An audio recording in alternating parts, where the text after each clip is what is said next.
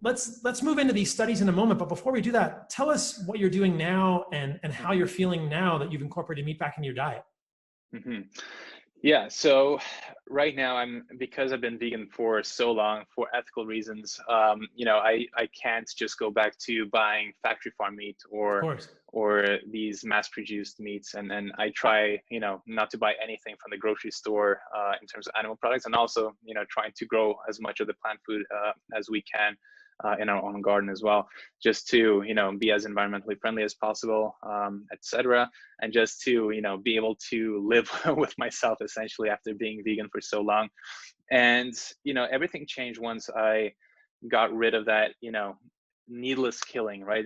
It's when I realized that it wasn't needless, when I realized there is a lot of merit to, incorporating animal foods into your diet for many different reasons.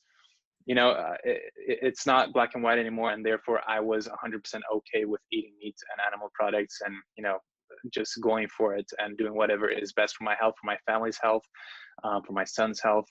And now I'm trying to source my meat as well as I can. I'm using my current privileged position of being in a place where we're surrounded by so much deer in this village that we are in Norway, and they have to be controlled. And we are living with a family of hunters, and as you can probably tell by the Do you want to show the rest of the background, room? Do we dare? I mean, since we're on the topic, it's quite a few here. So, I am in a very privileged position where I can source my meat in a fantastic way.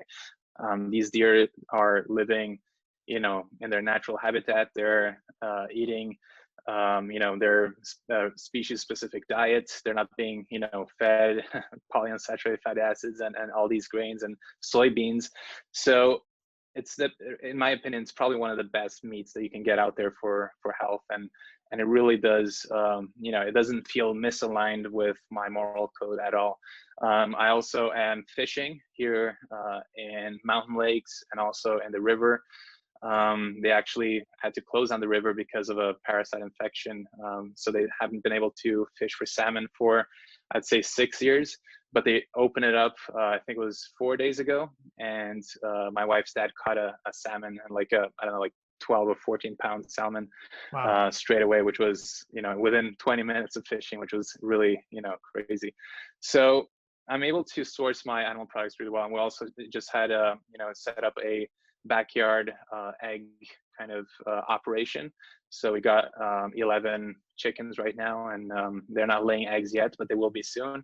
So that'll be, a good way to kind of, get access to healthy pasture-raised eggs, and also use their manure to kind of fertilize our, plant foods as well, and berries and all these things. So I'm trying to do things in a way that, promotes health, but also kind of shows people a little bit of a different way of doing things. And I still think it's important to be conscious of our food production system, of factory farming, of, the abuse towards, animals, and even, slaughterhouse workers, and, all kinds of issues around the world. I think it's really important. I'm never going to go away from talking about that.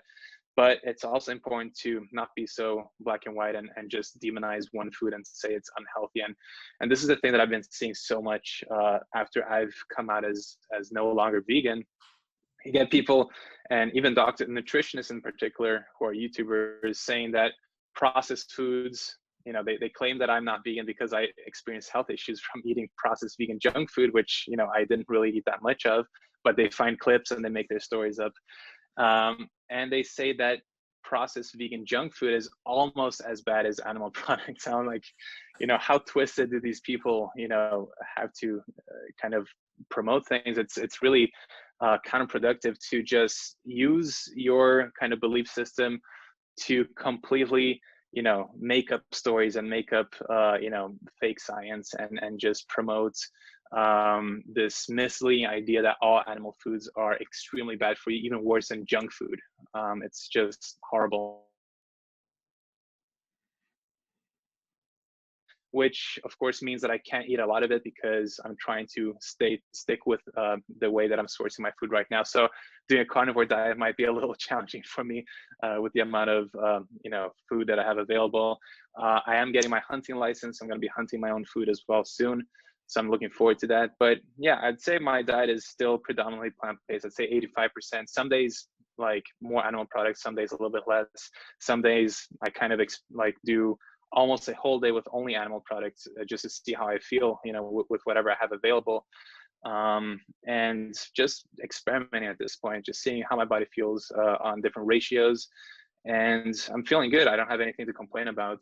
I didn't feel any negative side effects. I only felt benefits from reincorporating animal foods. So yeah, I'm pretty certain that, for the majority of the population, including at least some, even if it's just some mussels or oysters and these small things that, actually are extremely nutrient dense and have a lot of things that are missing from the plant kingdom, could be a beneficial thing to consider.